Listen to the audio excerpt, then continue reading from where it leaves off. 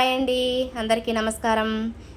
కొబ్బరి కారంతో బెండకాయ ఫ్రై చేయబోతున్నానండి. దానికోసం నేను 400 గ్రాములు బెండకాయలు తీసుకుని కడిగి పొడిగుడ్డతో తుడిసి కట్ చేసి 1 గంట సేపు ఆరబెట్టిన ముక్కలండి ఇవి.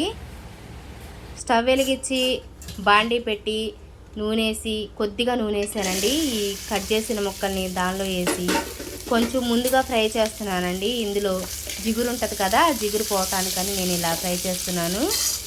ఇదిగోండి ఫ్రై అయింది, ఆ జిగురంతా పోయిందండి. ఎముకొక ముక్క అంటుకోకుండా ఉంది. వీటిని నేను వేరే ప్లేట్లో తీస్తున్నాను. ఇది ఉదయం 5 గంటలకు తీస్తున్న వీడియో అండి, మా పిల్లల కోసం క్యారేజీకని నేను ఒక్కదాన్నే తీస్తున్నాను. ఏరుశనగగుళ్ళు స్టవ్ వెలిగించి ఆయిల్ వేసి ఏరుశనగగుళ్ళు వేపుతున్నానండి. ముందుగా ఇలా ఒట్టి బెండకాయలు వేస్తే తినట్లేదండి, అందుకని ఈ కొబ్బరి కారము ఈ శనగగుళ్ళతోటి చేస్తున్నాను. తాలింపులు వేసి 1 ఉల్లిపాయ కట్ చేశానండి, 2 పచ్చిమిర్చి కూడా కట్ చేశాను. వాటిని తాలింపుల్లో వేగనిస్తున్నాను. ఇలా ఒకసారి ట్రై చేయండి, చాలా బాగుండిద్ది. ముందుగా పెట్టుకున్న ముక్కల్ని వేస్తున్నానండి ఫ్రైకి. ఎప్పుడు ఇలా ఒట్టిగా వేసి ఫ్రై చేసి క్యారేజీ కడితే అన్నం మొత్తం వెనక్కి వచ్చేసేస్తుందండి. అందుకని నేను ఇలా కొబ్బరి కారంతో శనగగుళ్ళు వేసి ఇలా ట్రై చేశాను. పర్లేదండి, క్యారేజీ వెనక్కి రావట్లేదు, ఇష్టంగా తింటున్నారు పిల్లలు కూడా. కొద్దిగా పసుపు వేసానండి, 1/2 టీ స్పూన్ సాల్ట్ కూడా వేసాను. వీటితోటి ఇలా ఫ్రై చేస్తున్నాను. నేను కారం వేయట్లేదండి, కొబ్బరి కారం తయారు చేయబోతున్నాను. వీటిని ఇలా వేపుకుంటూ కొబ్బరి చిప్పలో 4వ వంతు అండి ఇది, దీన్ని కట్ చేశాను.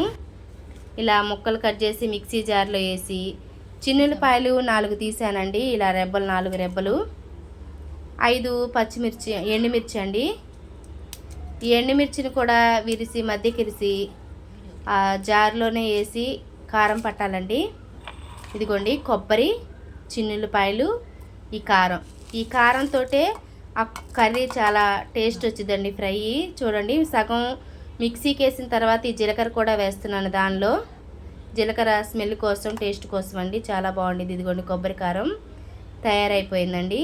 ఈ కారం ఇదిగోండి ఏ కర్రీలోకైనా కొద్దిగా వేసుకుంటే చాలా టేస్ట్ ఉండిద్దండి. ఈ బెండకాయలు కూడా ఫ్రై అయిపోయినాయి. ఇప్పుడు నేను ముందుగా ఫ్రై చేసి పక్కన పెట్టిన శనగగుళ్ళు వేస్తున్నానండి. ఇదిగోండి 50 గ్రాముల శనగగుళ్ళు ఉంటాయి ఇవి పిల్లలు ఇష్టంగా తినటానికని ఇలా వేస్తున్నాను. కరివేపాకు, తాజా కరివేపాకు అయితే మంచి స్మెల్ వచ్చిందండి. ఇది తాజా కొత్తిమీర కూడా వేస్తున్నాను, 4 రెబ్బలు.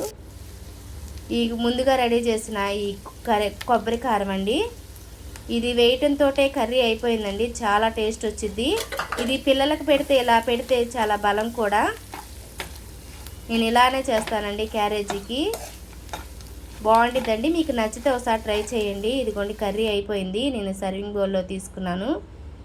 ఇలా చూడటానికి కూడా చాలా బాగుండిద్దండి. క్యారేజీ ఓపెన్ చేయగానే పప్పులుగా పిల్లలు కదండి, ఇష్టంగా తింటారు.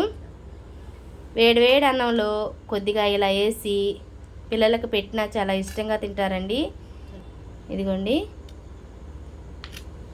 ఇది కొబ్బరి కారము శనగగుళ్ళు నోటికి తగులుతూ ఉంటే ఎంతైనా తినేయాలనిపించుద్దండి వేడి అన్నంలో. ఇలా మీకు కూడా నచ్చితే ఒకసారి ట్రై చేసి చూడండి.